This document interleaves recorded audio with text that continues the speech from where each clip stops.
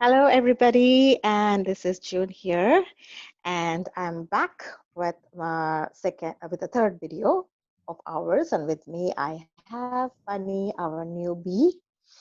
The video based on frequently asked questions by the aspiring teachers and teachers who are undergoing teaching training programs. So let's hear what questions today Funny, he has for me.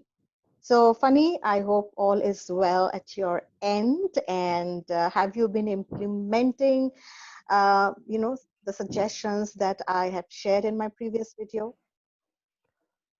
Hello, June. Yes, I have started Yes, implementing hello. your suggestions in in the previous videos. They are really helpful. Oh, Hope wow. I will continue Very doing good. them in my future lessons too. However, I have faced Absolutely. few Mhm. more challenges from the next time. Mm. Okay. All right. So that's Yeah, going to be to be interesting, I future think, proof, and challenging for me too. I have made ready a Sorry? few more questions for you. Uh-huh. Okay. All right. So let's see if I can pass those challenges. Yeah, the first So what is question your for the first day question? is, what do you do Mm-hmm. when you feel that your students are um, undermotivated or bored in the middle of your lesson? What do you do in that case?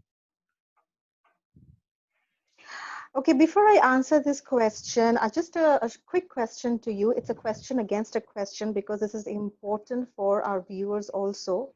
When you say that in the middle of the lesson, when I see my students are bored, so yeah, that's quite a possibility. It can happen. It does happen. But my question to you is, as a teacher, how do you know that they are bored? When do you come to this conclusion that they are bored? Yeah, when I see their faces, they feel unmotivated or not concentrating on the lesson because they are tired because of the last class, or maybe they are thinking something to do about in the future. Okay. All right. Now, remember one thing, when you are preparing a lesson, right? When we prepare a lesson, you just do not prepare a lesson and activities in that lesson. You need to prepare some backup activities. And I always say the teachers that lesson planning is important and mandate. But what is even more important and crucial is to have a backup activities and a backup, if not a lesson, then a series of activities and energizers. Reason being, it is quite a possibility, as I said, that in the middle of the lesson, you might just see that the energy is drooping. All right. And the reason could be many. Reason could be, as you suggested, the previous class, they're exhausted. Another reason, it could be that they are not ready for that lesson and they just don't want to go ahead with it. The third could be that the activities or uh, you know, the topic doesn't interest them or they're finding it difficult. However, when you see or you sense this is happening, what you must do is, instead of really coaxing them that, okay, guys, can you just do it a bit more faster? Please pay attention. Don't get into all that. The moment you have sensed it and you know, all right, this is what I am seeing, you can just make a surprise announcement like that. All right, class, I have a small surprise, and because you have been so great, so I thought, let's do a small surprise activity. All right. And by that, what you do is you do an immediate energizer, a quick 5-minute fun energizer or a fun game. That boosts the energy. That's very important. Okay, that's one.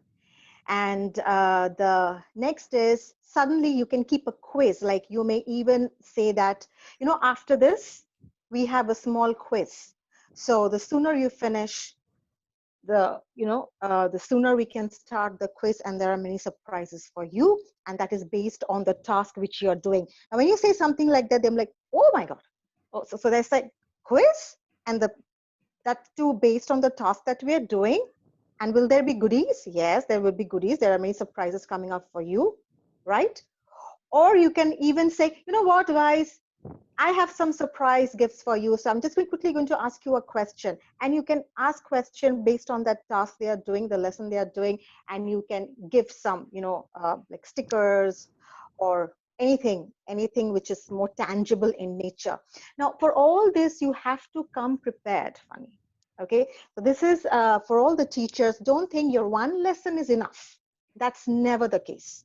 Okay, whether you need the backup or the requirement of the backup activities come or not doesn't matter. You still have to be ready with these small surprise packages, because this is your trump card. So you play it when you see things are not moving the way you have planned, and it is going south, or you can sense that it's really getting difficult for you to push them harder. So instead of doing that, you just stop, make them stop what they're doing, do this surprise bit, and you see that really changes the whole atmosphere. I'm not saying that when they come back to the work they say, oh wow, we want to do it, but at least you will see that, yes, fine, we had fun, we had our share, now let's get back to work. That's also fair enough.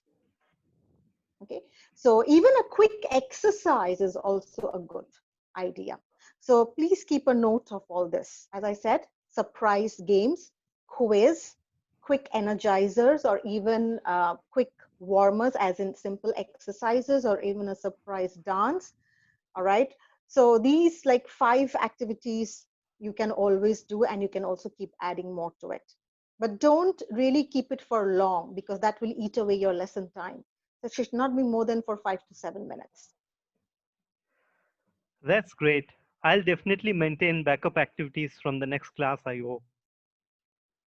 And this is very important. It's a must. You have to. Definitely. My next question is, how do you read learners' minds, or regardless Ooh. of their age, how do you know that they are enjoying your lesson or not?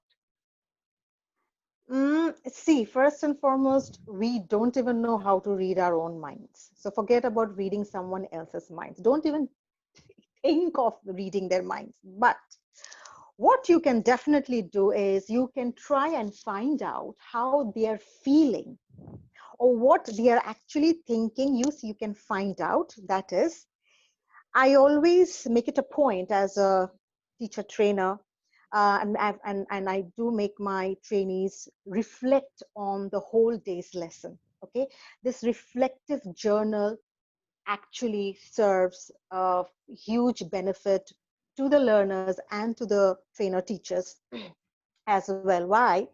Because when they're reflecting, or when you are reflecting, you give yourself that time, that how I felt about this lesson. What are the points that I liked? So you give them certain guidelines, right? Guidelines like, what aspect of this lesson you enjoyed? Number two, which activity did you enjoy the most?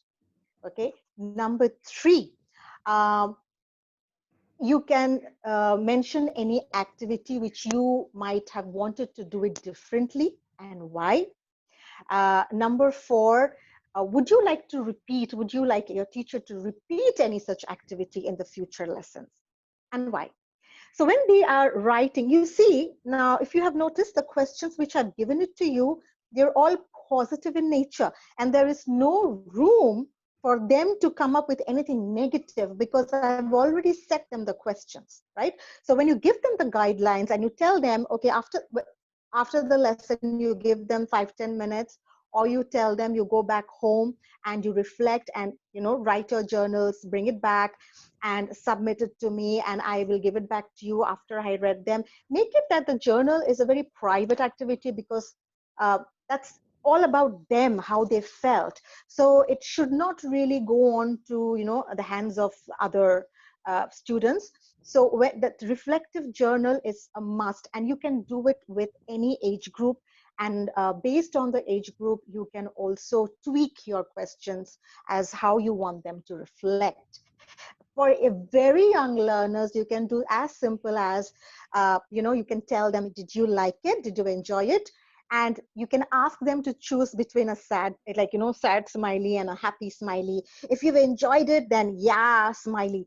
So for very young learners to do something like that is also good enough. And that is how you will know what exactly they are thinking. And based on that, okay, very diplomatically, you need to redesign your lessons, or you can uh, change your approach to it.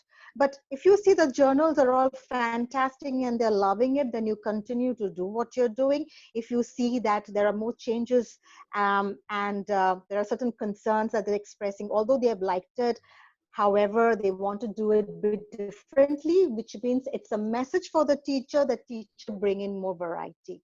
But in all, it's a good news, because you will have to suggest them a question where they are actually saying it from their positive frame of mind.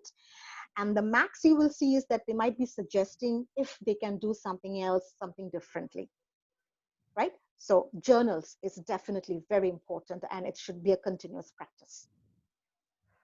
Okay, definitely I'll create my journal with the help of available technology to me.